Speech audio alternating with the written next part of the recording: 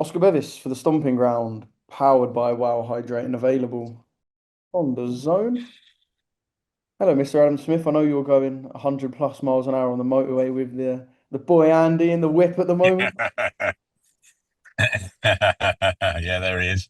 He's uh he's um he's got the foot on the accelerator as usual, and we are flying back from Stoke, sunny Stoke, where we had the pleasure of seeing Carl Davis spar with Callum Simpson today, which was thoroughly entertaining to the great guys in British boxing, and yeah, fantastic to see Kyle 6 weeks out from his next big fight in Stoke, and Callum ticking over and answering the call to spar up and down the country as he always does. So yeah, two two really good pros, and fantastic to catch up with both of them. Yeah, and obviously on your way to Sheffield, I guess, for the GBM show this weekend. I will see you there. But first, I know you're best placed to do this. I just kind of wanted to give you the floor to say a little bit about Ricky Hatton. Obviously, he passed away, I think, what, 10, 11 days ago. Took every single boxing fan aback. You knew him better than most. So instead of me ask a question, I thought it best place for me to just give you the floor and I guess let you say some of your words because I know that your memories will be as strong as anyone's.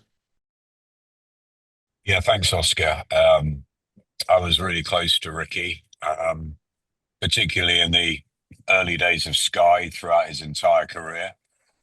Um, I guess I grew up in boxing with him, and it was just a pleasure. He was the greatest bloke, one of the most talented fighters, one of the hardest trainers, and one of the most fun guys to be around all the way through his career and beyond it, of course, as a manager, trainer, promoter, father, and amazing raconteur, often in a speaker. I mean, it was just always terrific to be in a room with Ricky Hatton. He lit up rooms. He just got on with people, and he related to everybody. It didn't matter who you were, what you did. Ricky would have a conversation with anyone in that room, and I think that's why the outpouring has been so huge from not just the boxing world, but from other areas, other industries that he touched, the music, the wider sports, particularly football. Obviously, his love for Manchester City, and to hear the Gallagher's coming out, and many ex-players, and yeah, look, it's been a really tough time, Oscar. You know me well, and you know, I'm a sensitive individual anyway, but to deal with grief is really tough. I've lost a couple of friends through my life um, who died tragically, and now I lose another. Ricky was a friend of mine, and he was a friend to my family. I got very close to his family as well, and my heart has just been aching the last 10, 11 days, and all my condolences go to the entire Hatton clan, who I love: Carol, Ray, Matthew, Jenna, and obviously his children, Campbell, Millie, Fern, and his granddaughter as well, Layla. So it's a really, and all the uncles and aunts and everybody else that we spent so much time with over the years, because that's what we did. We just hung with Ricky, whether it was in the gym, in his house, around the estate, around Manchester, around the world. It was just particularly, it was just a very special time. He was with Frank Warren for many of those years. The Costas Hugh fight was just one of the greatest nights we've ever had, I think, in British boxing.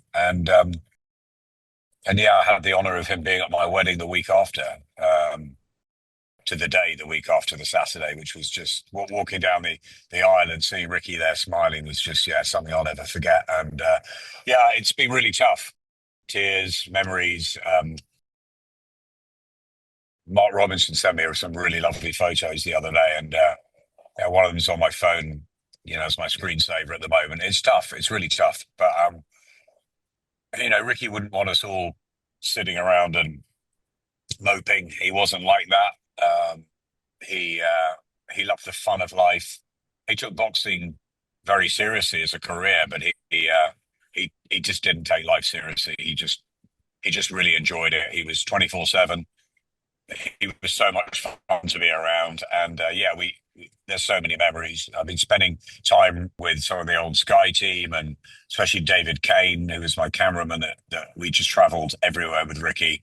We basically lived at his house on and off in those sort of late '90s, and yeah, it was great times. So yeah, I'll miss him hugely, and I think all of boxing's thoughts are with the Hatton family at this very, very sad time. And Paul Speak, of course, his manager and best friend. Yeah, it's been really tough, and I've been speaking to them, and yeah, my heart and condolences go to them. And yeah, it's been very touching seeing the incredible tributes to Ricky, and it's just a shame he's not around to see them all. I mean, it seems like everyone had a picture with Ricky Hatton. It's extraordinary the amount of photos and stuff that are flying around, and yeah, and I loved him because his best mates were from the estate. One of my favourites was the Duck. He was great, um, and yet then he hung with David Beckham, the Gallagher's, Rio Ferdinand. And they were United players, Ferdinand and Beckham, and yet he was a big City fan. Yeah, he united everybody, and it was an amazing journey, and it'll never be forgotten.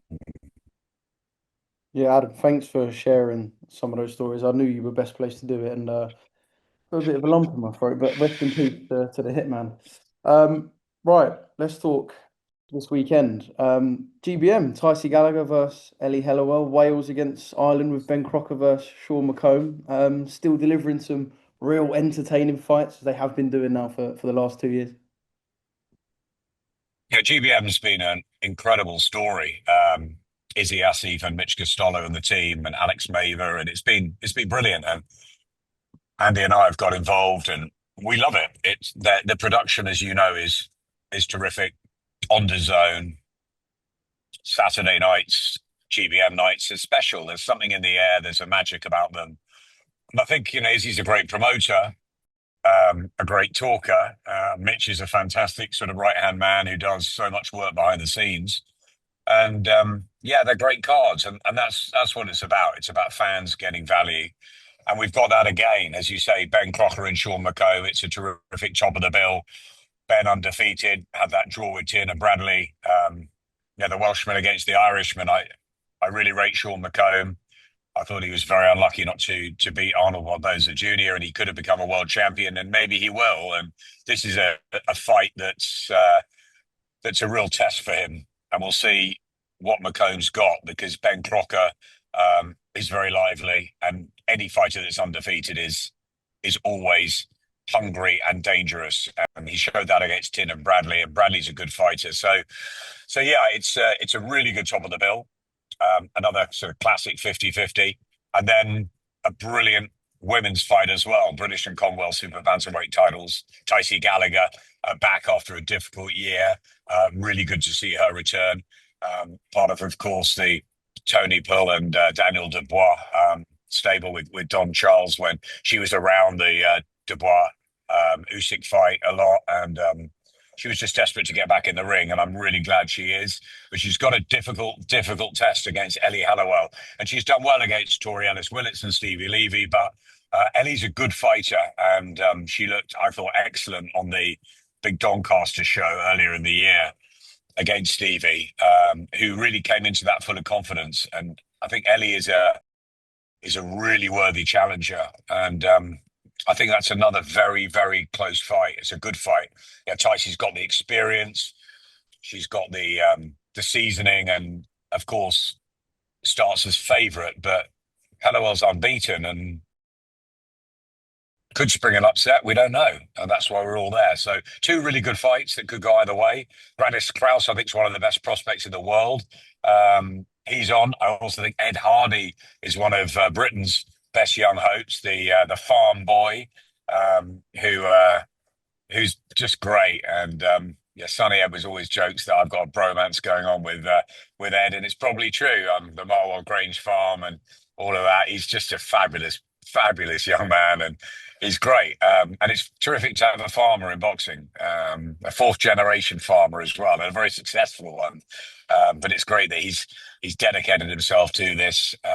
Very stable he comes from. So looking forward to see Ed, Shaquille Thompson, of course, from the Steel City as well. Reese Mould, great to have him back. Amma Akbar, Taz Nadeem. Some really hot prospects that GBM have. So yeah, I think it should be a great night on Saturday in Sheffield, and I look forward to seeing you there.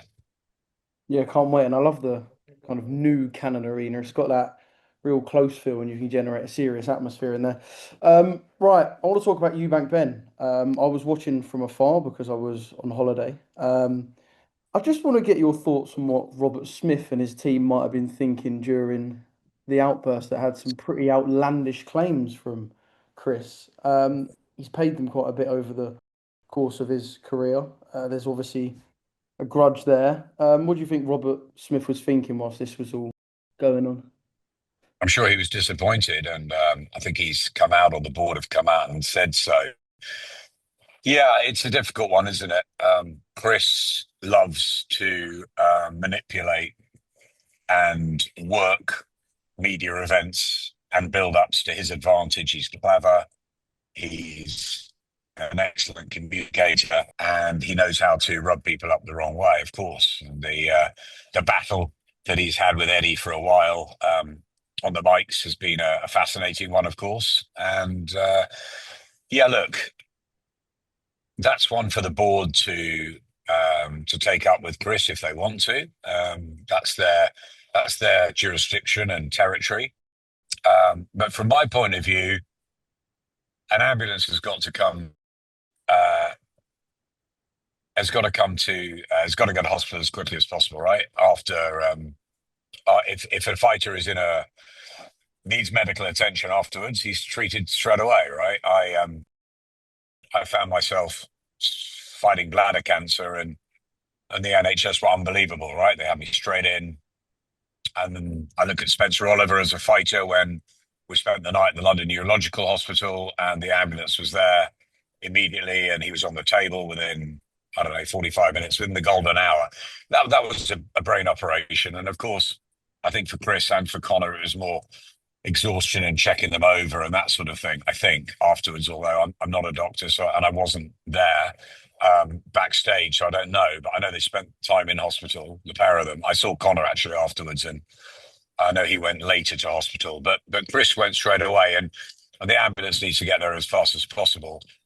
However, I know Gareth A. Davis has said about this, about the difficulty he had of getting out of the stadium on the night. And I was with Conor till quite late. I didn't leave with Andy as well. We were like the last people in the whole stadium, I think, apart from a few of the riggers. And we left together. And it was really difficult getting the car out of the car park, and the traffic was horrendous. And that was an hour and a half, 2 hours after the fight finished. So immediately after the fight, there must have been a terrible, terrible struggle getting out of the stadium. So yeah, I don't for 1 minute think anyone tried to get in the way of an ambulance.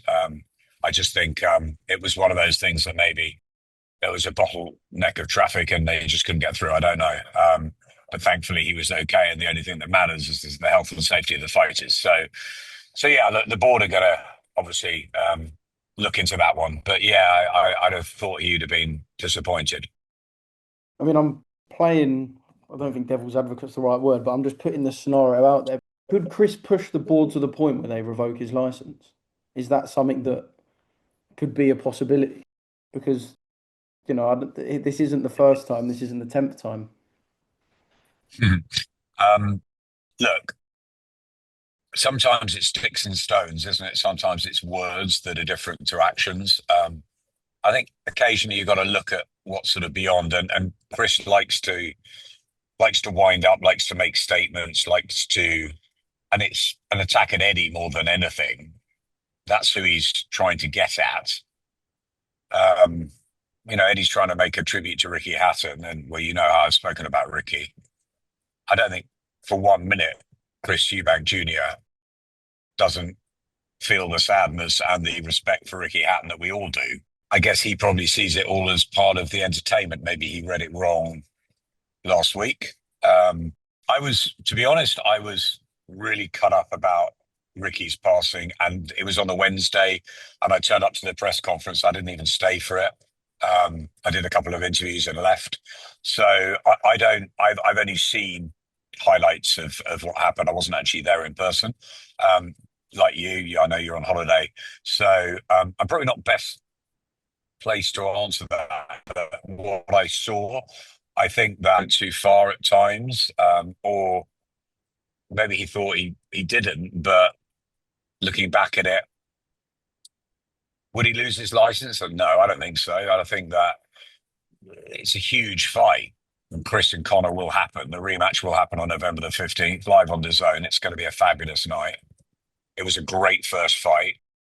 Does he genuinely believe that Eddie or someone else is holding up an ambulance? I don't know. I would doubt it.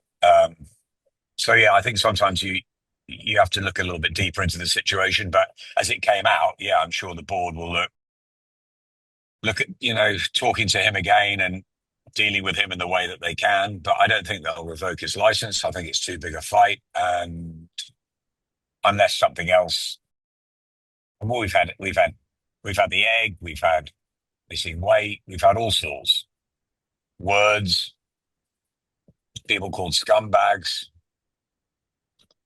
The other way of looking at it is that for the majority, I'm not saying for all of it, because there's certain things I didn't like last week, but we are in the entertainment business. We are in the storytelling business. We are in the hooking the casual fans into boxing business. I mean, look at Jake Paul and Gervonta Davis. Everybody's going to be watching that. Are hardcore boxing fans going to like watching that? No. I was talking to the boys today, and it's like Gervonta Davis is a hero to them, and now he's going into this peculiar matchup with Jake Paul. But of course, everyone will be watching because it's Jake Paul and it's a big name in Gervonta Davis, and it's the David and Goliath. It's the big and the little guy, and what's going to happen, and all of that.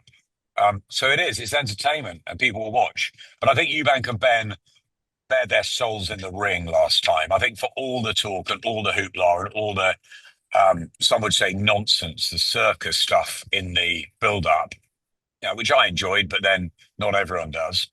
First time around. And then the twist of Senior turning up on the night, it just had everything. But the boys then needed to perform, and they did. And they did in bucket loads. And I think that's what's going to make the rematch must-see television, must be watched, compelling. Round 13, what happens next in this famous history, this family dynasty? It's a fabulous tale, isn't it? And so I think sometimes we get caught up in moments, and yeah, look, most of Chris Eubank Jr.'s stuff is probably premeditated and thought about and cleverly executed. But I think on this occasion, maybe the board needs to look at it. But look, it's up to them. It's not for me to comment on that. But yeah, at times I've really been amused by Chris, and at times I've been a bit shocked, and at times I've been a bit disappointed. But I think he probably wants all those reactions from everybody, doesn't he? Yeah, 100%. You're right. We're in the entertainment business and he does entertain. Taking away from the controversy for 1 second, just focusing on Conor. I know you said you weren't there for too long. I don't know how much time you spent around him that evening. Has he tamed a little bit in persona? I know we're not at fight week yet, but has he tamed a little bit? Maybe he's coming to terms with that defeat, but is there a tamer side to Conor that we're seeing? Yeah, it's a really good question, actually. And it was interesting watching him in the Matchroom Greatest Showman Netflix, which I loved, by the way. I thought it was great fun. Um, Having worked with Eddie and Barry for a long time, enjoyed the fact that they let quite a lot out to the casual audience. And it was great, wasn't it? It was beautifully done. But yeah, I liked Conor on that. Obviously, he's a Matchroom fighter. They're going to give him